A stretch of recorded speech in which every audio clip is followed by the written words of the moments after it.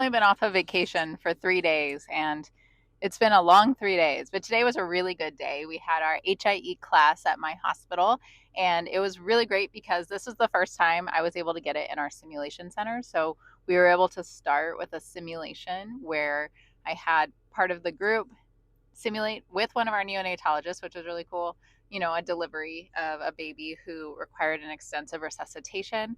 And we were able to move from there into one of our neurologists talking to us about what's happening during HIE, what's the pathophysiology of it.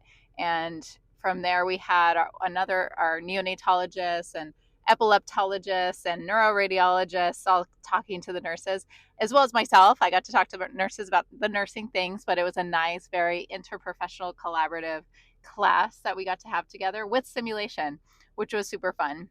One of the big things I always think about when it comes to HIE is something that I heard at a conference once, and I wish I could, quote the person who said it because I can't remember who exactly it was.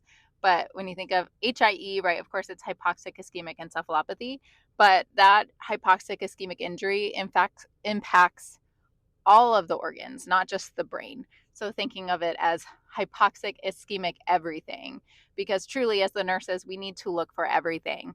Of course, there's a hypoxic ischemic brain injury, but there's also the impact it has to the heart, the impact it has to the liver, to the kidneys, to the skin, to the gut. Everything is impacted, and the care that we provide has to be very meticulous, has to be very thorough. So it's always an honor to be able to care for these babies. The one thing I'm missing that I need to get is a family to talk to us. I love Hope for HIE.